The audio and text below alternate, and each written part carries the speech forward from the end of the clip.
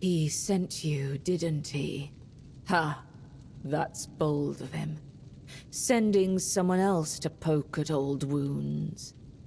Yes, I know their ways. Or what little of it the Ulfr haven't buried with scorn and silence. But you're not here for stories, are you?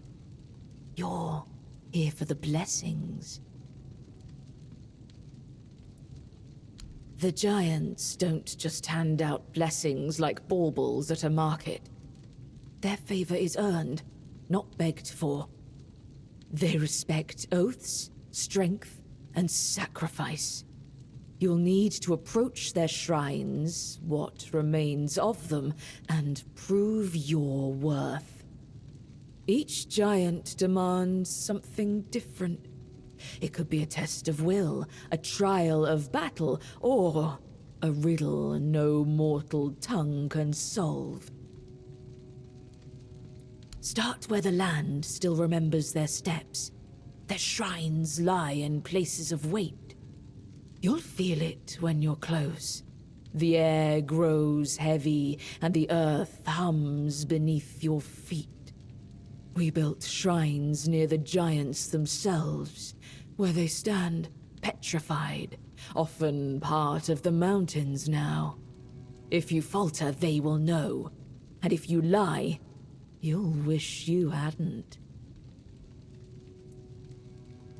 For the Gunvaldor giant, the summoner, bring proof of the hunt. The summoner respects not just strength, but the bonds you forge. Alone, you are nothing. Together, you are worthy. For the Thoid Mother, the giant of bloom and ash, offer flowers. Simple, fragile things, yet they carry life even in ruin. She remembers beauty, where others see only loss. And for the giant below, the Keeper of Depths, well, you'll need to find that out for yourself. The giants demand truth, not tricks. Fail them, and you'll face a wrath older than the earth itself.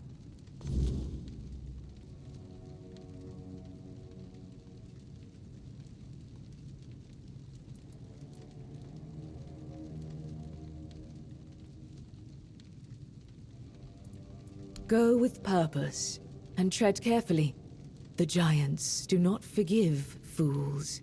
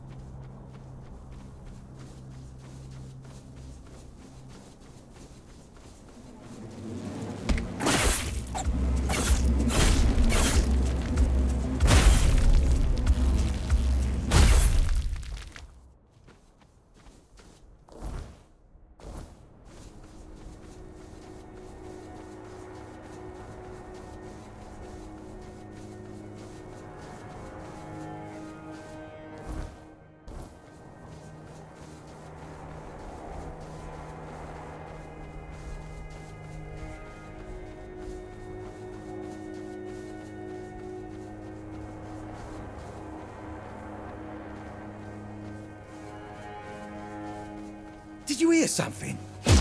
Your money or your life?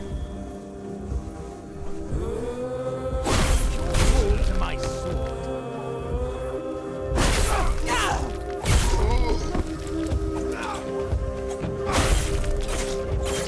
Show me what you are made of.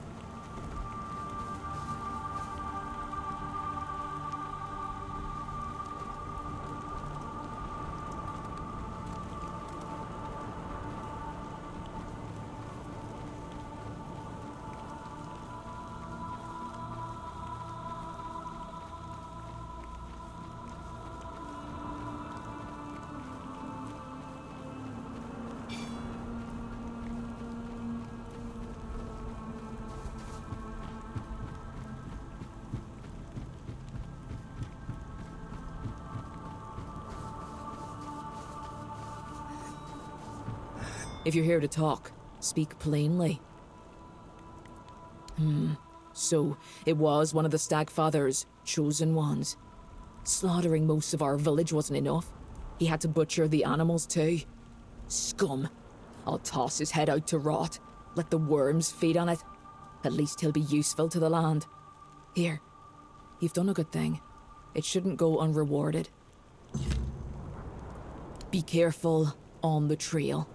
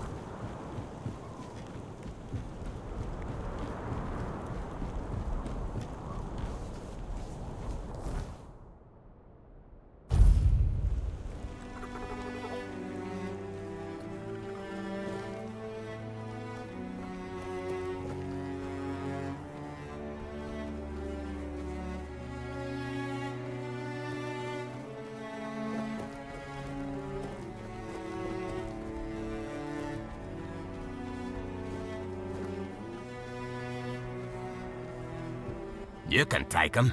Scarran talks big, but can't fight for shit. Excellent. I knew you could do it. Now, all I need to do is defeat you and bring your head to the camp.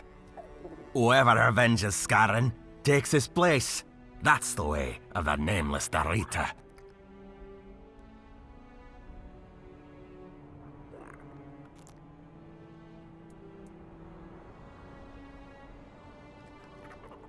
Runt! I'll show you, Runt! Come on! Fight me, you worthless wretch!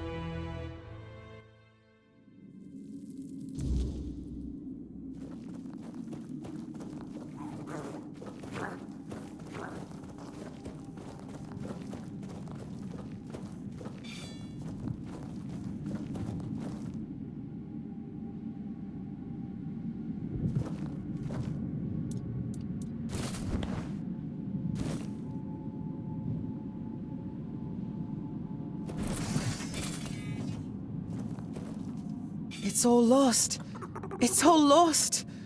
I am so sorry.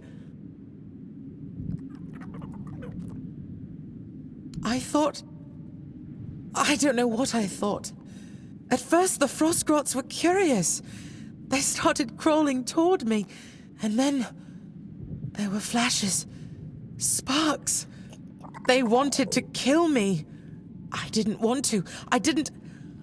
I had to defend myself. It's all gone. Everything is gone. If there is no world where beautiful things don't end in violence, then what's the point? But so be it. If this is what everything comes down to, then I'll die fighting. Draw your blade!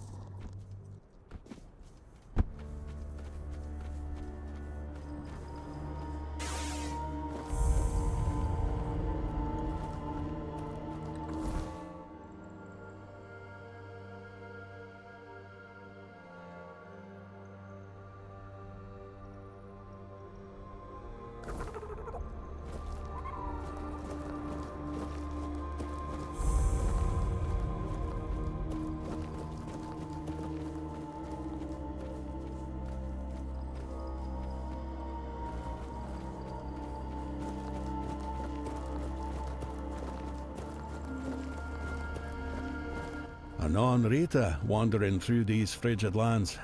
It takes courage, or perhaps folly, to traverse the Forlorn Swords alone. Sit, if it pleases you. A warm flame is rare here. The farther north you go, the less life you'll find. Nothing but snow, mountains, and the Dalrita, mourning days long gone.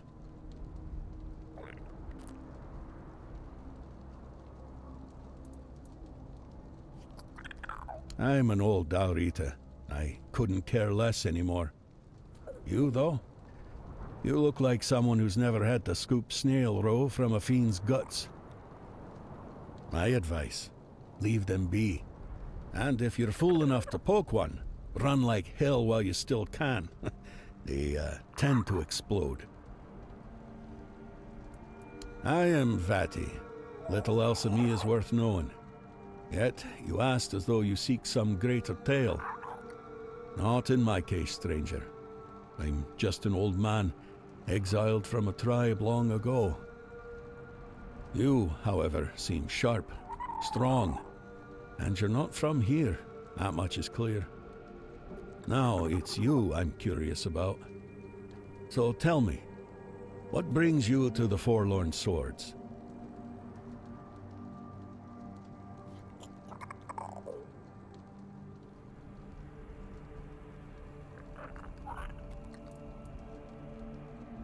Well, I'll be.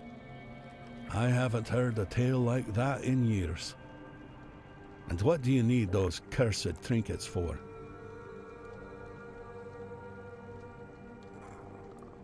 A mission, you say, and it must be damn important. I'm afraid, however, that in this ruined village, you won't find what you're looking for. But I know someone who might be able to help. Gerfan. That old codger might finally prove useful to someone for a change.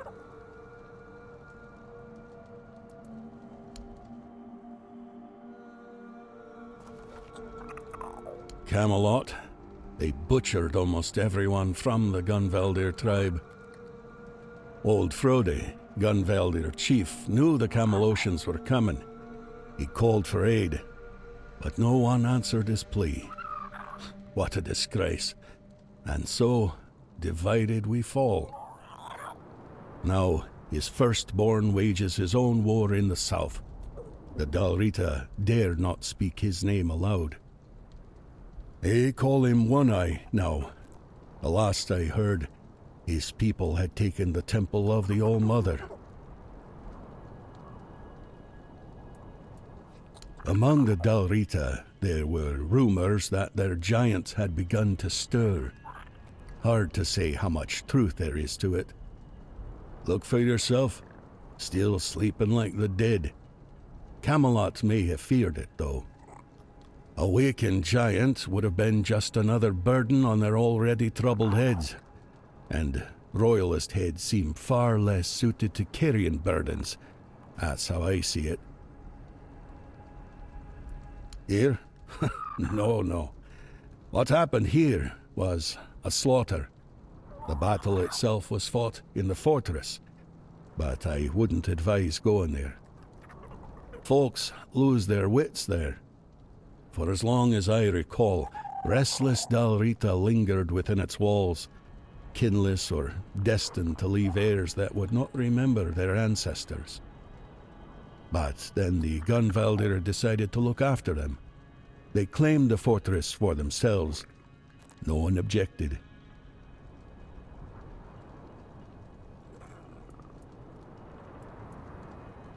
The only tribe living close enough were the Ulfar, but trust me, most would rather raise a toast to their ancestors than meddle with their spirits.